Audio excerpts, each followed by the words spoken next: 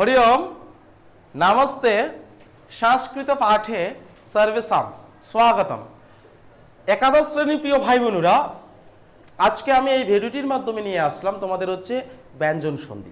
एर आगे स्वरसन्धि कमप्लीट हो गेछे, एखन किन्तु व्यंजन सन्धि। आर तोमादेर आमी बोलते चाइ जारा आमाके दूर दूरान्त हইতে এই ভিডিওটির মাধ্যমে দেখছো, এবছরে কিন্তু তোমাদের সন্ধি ভালো করে শিখতে হবে, নিয়ম অনুযায়ী ধরে ধরে তোমাদের পড়তে হবে, নিয়ম অনুযায়ী তোমাদের করতে হবে, বুঝতে হবে, তবেই কিন্তু তোমরা উত্তর করতে পারবে। কারণ হচ্ছে এবারে হচ্ছে কি হবে, শুধু মুখস্থ করলে চলবে না, কারণ অনেক প্রকার কোশ্চেন টাইপ হতে পারে আর তোমরা নিজেরাও আশা করছি বুঝতে পারছো। তো যাই হোক, বেশি কথা না বাড়িয়ে আজকে আমি শুরু করতে চলেছি হচ্ছে ব্যঞ্জন সন্ধি।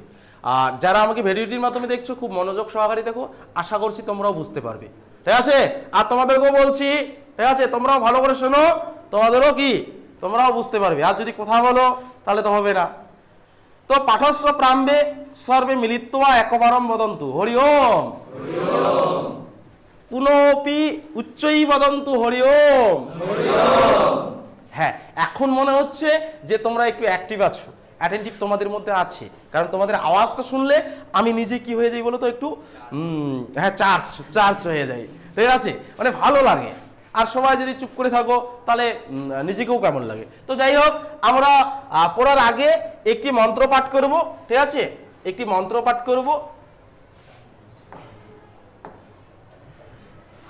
ময়া সাহা বাদন্তু সার্বে, ময়া সাহা বাদন্তু সার্বে, মানে আমার সাথে সবাই বলবে, ঠিক আছে? ওম সর্বে ভবন্তু সুখিনঃ সর্বে সন্তু নিরাময়াঃ সর্বে ভদ্রাণি পশ্যন্তু মা কশ্চিৎ দুঃখভাগ ভবেৎ। ওম শান্তি শান্তি শান্তি। বাহ,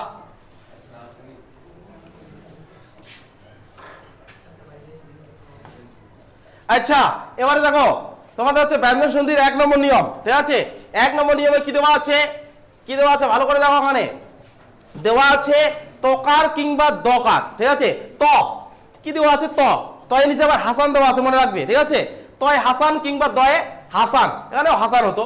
এরপর যদি চ বা ছ থাকে তবে ত দর স্থানে কি হয়, চ হয়। ভালো করে বোঝার চেষ্টা করো। আর আমাকে যারা এই ভিডিওটির মাধ্যমে দেখছো প্রিয় ভাই বোনেরা, তোমাদেরকেও বলছি ভালো করে বোঝার চেষ্টা করো। এখানে কি বলা হচ্ছে, তয় হাসান বা দয় হাসান, কি বললাম? আর হ্যাঁ, অনেকের প্রথমে এই হাসান শব্দটা শুনে অনেকের মনে হতে পারে এটা আবার কি ধরনের শব্দ, হাসান। হাসান মানে হচ্ছে হসন্ত, হাসান মানে কি, হাসন্ত। তোমাদের মনেও যেন আর কোনো প্রশ্ন না থাকে, মানে কোনো প্রশ্নই যেন না থাকে যে হাসানটি কি, হাসান মানে হচ্ছে হসন্ত। আর এই সূত্র আমাদের কি বলছে, সূত্র আমাদের বলছে তয় হাসান দয় হাসান এর পরে যদি চ ছ থাকে, কি থাকে, চ আর ছ থাকে, এই যে আছে চ আর ছ থাকে, তাহলে আমরা কি হয়ে যায় বলো তো, ত আর দয়ের স্থানে বা তয় হাসান দয় হাসানের স্থানে কি হয়, চ হয়, মানে চ বর্ণের আগমন হয়, ঠিক আছে? চ বর্ণের। এই যে দেখো এখানে কি দেওয়া আছে, তয় হাসান দয় হাসান, তারপরে কি দেওয়া আছে, হ্যাঁ চ ছ, তারপরে কি দেওয়া আছে, এই যে ত আর দয়ের স্থানে কি হয়, চ হয়। এটাকে এমন করেও লেখা যায়, এমন করেও লেখা যায়, তয় হাসান দয় হাসান যোগ চ ছ সমান সমান তয় হাসান দয় হাসান এর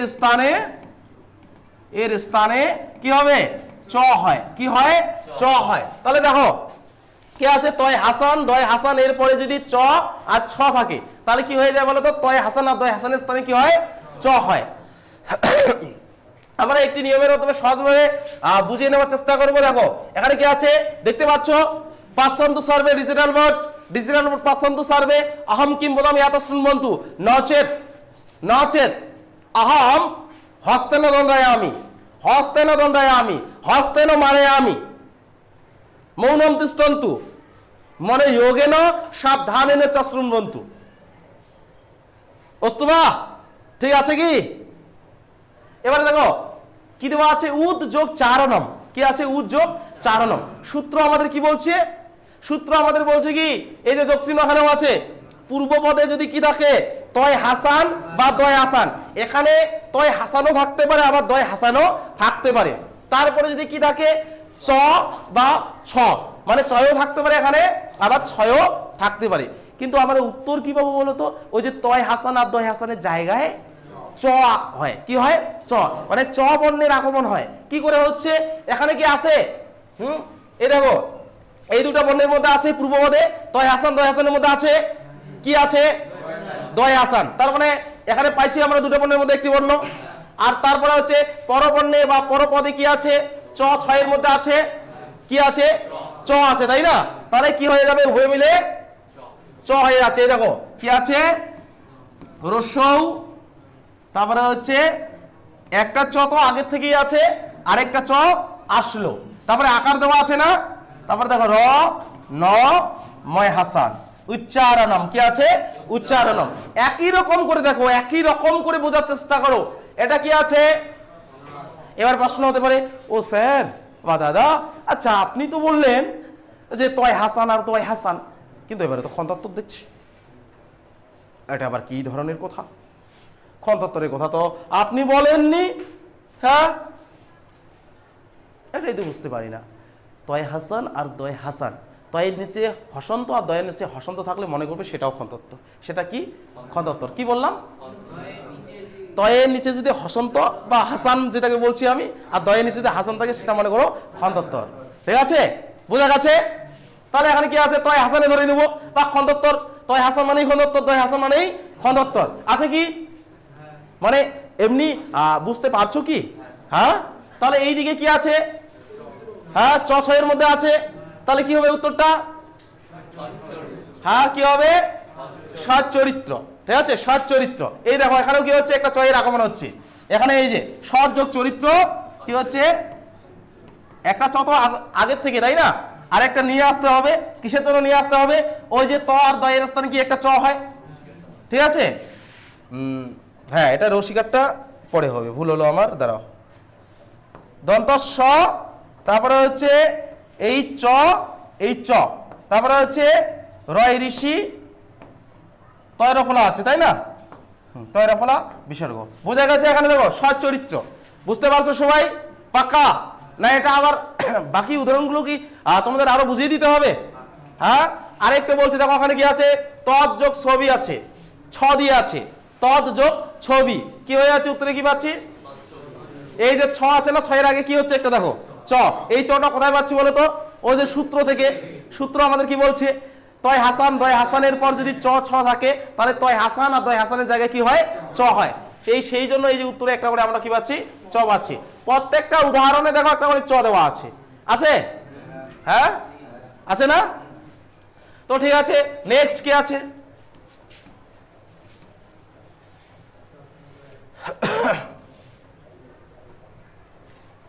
এবারে দেখো, এবারে কি দেওয়া আছে, একই রকম করে ওই যে তয় হাসান আর দয় হাসান, তয় হাসান আর দয় হাসানের পর এবারে কি থাকে, কি থাকে, এই যে বর্গীয় জ বা ঝ থাকে। তাহলে কি হয়, তয় হাসান আর দয় হাসানের স্থানে কি হয়, জ হয়। এর আগেরটা যেমন করে লিখে দিলাম যে তয় হাসান অবলিক দয় হাসান, তারপরে হচ্ছে এর পরে যদি কি থাকে বর্গীয় জ আর ঝ থাকে, তাহলে তয় হাসান আর দয় হাসানের জায়গায় কি হয় বলতো, বর্গীয় জ হয়। কি হয়, বর্গীয় জ। উদাহরণের মাধ্যমে বুঝে নিব। উদ আছে, রস্যৌ দয় হাসান আছে, হ্যাঁ এই দিকে কি আছে, বর্গীয় জ আর ঝর মধ্যে আছে কি আছে, বর্গীয় জ আছে। তাহলে ওই যে এই যে তয় হাসান আর দয় হাসানের জায়গায় কি হয়, বর্গীয় জ, তাহলে উত্তর কি হয়ে যাচ্ছে, উজ্জ্বল হয়ে যাচ্ছে। রস্যৌ বর্গীয় জয়ে জয়ে ব ল বিসর্গ, এই যে এখানে একটা জ বেশি হয়ে যাচ্ছে, একটা জ বেশি হয়ে যাচ্ছে না? কোথা থেকে পাচ্ছি জটা বলো তো, বর্গীয় জ একটা কোথা থেকে পাচ্ছি, সূত্র থেকে পাচ্ছি। কে আমাদের দিচ্ছে, সূত্র আমাদের দিচ্ছে। কারণ কারণ এখানে বলাই আছে, কি বলা আছে, যে তয় হাসান দয় হাসান যোগ বর্গীয় জ বা ঝ, তারপরে সমান সমান কি তয় হাসান দয় হাসান এর স্থানে কি হয় বলতো, এর স্থানে কি হয়, বর্গীয় জ হয়। একই রকম করে দেখো, ঠিক আছে। এই যে শব্দটা দেখতে পাচ্ছ উদ, এখানে কিন্তু দয় হাসান আছে না, এখানে তয় হাসানও থাকতে পারে, দয় হাসানও থাকতে পারে। আর এই দিকে কি আছে, এই দিকে হচ্ছে বর্গীয় জ অথবা কি থাকবে, ঝ থাকবে, ঠিক আছে। যদি বর্গীয় জ বা ঝয়ের মধ্যে থাকে তাহলে এই সূত্রের উপর ডিপেন্ড করে তোমাদের করতে দিয়েছে বা পরীক্ষায় আসছে, ঠিক আছে। তাহলে কি পাবো আমরা, তয় হাসান আর দয় হাসানের জায়গায় কি পাবো, বর্গীয় জ পাবো। একই রকম করে দেখো, উজ্জ্বল জল উজ্জ্বল, যাবজ্যোগ জীবনম, এইদিকে দেখো কি হচ্ছে, যাবজ্জীবনম, ঠিক আছে। তারপরে শরীর যোগ জলম, শরীর জলম, ঠিক আছে। ভবযোগ জীবনম, ভবজ্জীবনম, দেখা যাচ্ছে প্রত্যেকটাতেই দেখো জ আছে, আছে না। তো ঠিক আছে, এবারে পশ্চাৎ, পরে দেখো পশ্চাৎ কিমস্তি,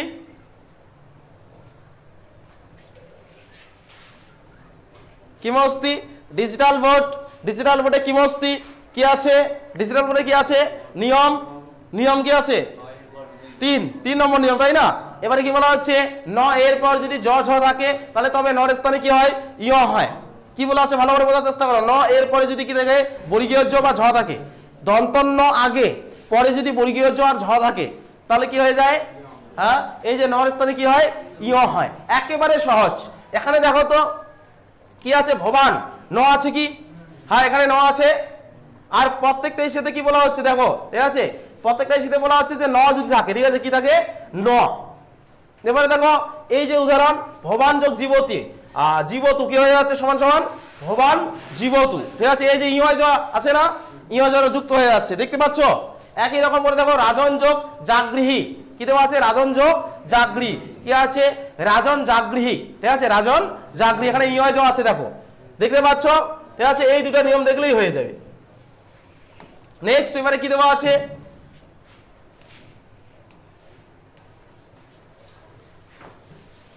এবারে দেখো 4 নম্বর নিয়মে কি আছে, প্রধানত স্থিত, ঠিক আছে, তকার বা তয় হাসান, প্রধানত স্থিত তয় হাসান কিংবা দয় হাসান এর পরে যদি তালবস্য থাকে তবে ত দর স্থানে চ এবং তালবস্যর স্থানে কি হয়, ছ হয়।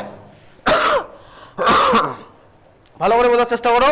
সূত্র কি আছে যে তয় হাসান বা দয় হাসান এর পরে যদি কি থাকে, তালবস্য থাকে, কি থাকে, তালবস্য থাকে, তাহলে তয় হাসান আর দয় হাসানের জায়গায় কি হয়, চ হয়, আর তালবস্যর জায়গায় কি হয়, ছ হয়।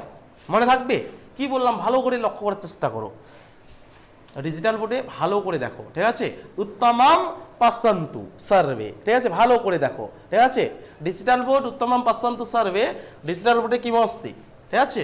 এখানে বলা আছে যে তয় হাসান দয় হাসান এর পরে যদি তালবস্য থাকে, কি থাকে, তালবস্য থাকে, তাহলে ওই তয় হাসান আর দয় হাসানের জায়গায় চ আর তালবস্যর স্থানে কি হয়, ছ হয়।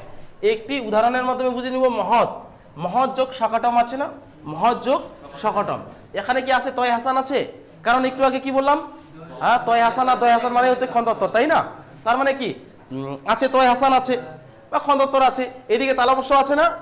তাহলে এইখানে দেখো তো ভালো করে, প্রথমে মহ লিখলাম, মহৎ ছিল তো, আমি খন্দত্তর বা তয় হাসান দয় হাসান লিখলাম না। তারপরে কি আছে, তালবস্য আছে, তালবস্য কি আসবে, আসবে না। তাহলে তয় হাসান দয় হাসানের জায়গায় চ হচ্ছে, এই জায়গায় কি হচ্ছে, চ হচ্ছে, আর তালবস্য জায়গায় কি হবে, ছ হবে। তার মানে এটা যুক্ত করব, এটা কি করব, যুক্ত। তারপরে কি হচ্ছে, কি কি বর্ণ আছে, কই গেল, এই যে কটম আছে, তাই না। এই তিনটা বর্ণ জুড়ে দিব, ক ট ময় হাসান, কি হচ্ছে, মাহাচ্ছ কটম, কি হচ্ছে বলো তো, মাহাচ্ছ কটম। আচ্ছা বোঝা যাচ্ছে আমি কি বলছি, বুঝতে পারছো তো, ফাঁকা। এবারে দেখো একই রকম করে দেখো কি আছে, তদ যোগ শরীরম আছে, হ্যাঁ, তালবস্য আছে, তয় হাসান দয় হাসান আছে, হ্যাঁ, তাহলে কি হচ্ছে দেখো, কি হচ্ছে, তজ শরীরম, কি আছে, তজ শরীরম, ত চয় ছ, তারপরে রয় দীর্ঘি র ময় হাসান, তজ শরীরম। একই রকম করে জগৎ যোগ শরণ, শরণ্য, ঠিক আছে, কি আছে, জগৎ শরণ্য, কি আছে, জগৎ শরণ্য, চয় ছ আসতেছে, দেখো কি আসতেছে, চয় ছ, ঠিক আছে, কি আসতেছে বলো তো, চয় ছ। বুঝা গেছে না, বুঝতে পারোনি, হ্যাঁ পারছো। এবারে নেক্সট কি দেওয়া আছে,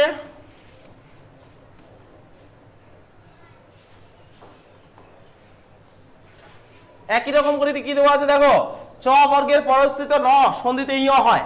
চ বর্গ বলতে এবারে মনে রাখতে হবে এর আগেরটা কিন্তু একটু অন্যরকম ছিল, তাই না? এরকম একটা পাইছিলাম না, এর আগে কি ছিল? দন্তন্য এর পরে, এর আগের সূত্রটা মনে করার চেষ্টা করো তো, মনে আছে না ভুলে গেছো? আছে? এর আগেরটা ছিল হচ্ছে দন্তন্য এর পরে যদি বর্গীয় জ আর ঝ থাকে তাহলে কি হয়ে যায়? নর স্থানে ইয় হয়। কিন্তু এবারে বলা হচ্ছে কি যে চ বর্গের পরস্থিত ন সন্ধিতে ইয় হয়। চ বর্গের পরস্থিত বলতে, চ বর্গ বলতে কয়টি বর্ণ? চ বর্গ বলতে ওই লাইনটা পুরোটা, চ ছ বর্গীয় জ ঝ, ঠিক আছে? এই পুরো লাইনটা চ বর্গ যখন বর্গ বলা হবে। আচ্ছা, ক বর্গ বলতে কয়ের লাইনটা, তারপর হচ্ছে চ বর্গ বলতে চয়ের লাইন, ট বর্গ বলতে টয়ের লাইন। কিন্তু আমাদের এখানে সূত্রে কি বলা হচ্ছে? হ্যাঁ, চ বর্গ। চ বর্গ মানে হচ্ছে চয়ের লাইনটা থাকতে, চয়ের লাইনের যে কোনো একটি বর্ণ থাকতে পারে। বোঝা গেছে ব্যাপারটা বুঝতে পারছো? জ্ঞাতবান্ত বা বুঝতে পারছো? বলতে হবে আম জ্ঞাতবান্ত হা, ঠিক আছে? যখন বলবো জ্ঞাতবান্ত বা মানে বুঝতে পারছো কি, তখন বলতে হবে আম জ্ঞাতবান্ত হা, হ্যাঁ বুঝতে পারছি, ঠিক আছে? তো এবারে দেখো চ বর্গের পরস্থিত ন সন্ধিতে কি হয়? ইয় হয়। এখানে দেওয়া আছে চ বর্গের দেওয়া আছে বর্ণ, কি দেওয়া আছে? ইয়চ, বর্গীয় জ আছে না, ইয়চ। এদিকে আছে ন আছে, ঠিক আছে? কিন্তু তোমরা এখানে একটা মনে রাখবে, ইয় যে আছে না, ইয় বলতে তোমরা কি জুড়ে দিবে? বিজ্ঞানের ইয় গ, বিজ্ঞানের ইয় গ। তার মানে আমি এটা লিখবো, জ লিখবো, প্রথমটাতে জ লিখলাম, ঠিক আছে? তারপরে এটা বর্গীয় জ কি লিখবো? বর্গীয় জ লিখবো। তোমরা সোজা জুড়ে দিবে কি বলতো? ইয় গ। ন থাকবে কি? ন থাকবে কি? কেন থাকবে না? নয়ের সাথে মিলে কি হচ্ছে? সন্ধি হয়েছে। কিন্তু বিসর্গ কি করতে হবে? এই দেখো বিসর্গ আমাদের দিতে হবে। একই রকম করে দেখো, রাজ যোগ নি সমান সমান কি হচ্ছে? রাগী। ইয় গ কি হয়ে আছে? ইয় গ। মনে রাখবে যে চ বর্গের পরস্থিত ন থাকলে তোমরা ইয় গ জুড়ে দিবে। কি জুড়ে দিবে? ইয় গ। কিন্তু মনে রাখবে ওই যে শেষে যদি ঋষিকার থাকে তাহলে ঋষিকারটা দিতে হবে, এই যেখানে যেমন দিয়েছে। কিন্তু নটা লেখা যাবে না। দন্ত নয়ের সাথে যদি বিসর্গ থাকে তাহলে বিসর্গ দিতে হবে, ঠিক আছে? এখানে দেখো আকার আছে, আকারটা দেওয়া আছে না, রাগা আছে না, আছে কিনা? আচ্ছা, বুঝতে পারছো সবাই? তো দেখো এই হচ্ছে তোমাদের ব্যঞ্জন সন্ধির প্রথম ভিডিও, ঠিক আছে? বোঝা গেছে কয়টি নিয়ম হলো? 5টি নিয়ম, ঠিক আছে? তাহলে সর্বে মিলিত্বা একবারম বদন্তু পুনঃ মিলনঃ, উচ্চই বদন্তু পুনঃ মিলনঃ। আর প্রিয় ভাই বোনেরা যারা আমাকে দূর দূরান্ত হইতে দেখছো, তোমাদেরকেও বলছি পুনঃ মিলনঃ। আর হ্যাঁ, ভালো করে পড়ার চেষ্টা করো, ভালো করে বোঝার চেষ্টা করো। আশা করছি সংস্কৃত ক্লাস তোমাদের খুবই ভালো লাগবে। আর যদি ভালো লেগে থাকে তাহলে অবশ্যই কমেন্ট বক্সে হরিওম লিখে সেন্ড করবা। তো ঠিক আছে, ধন্যবাদ।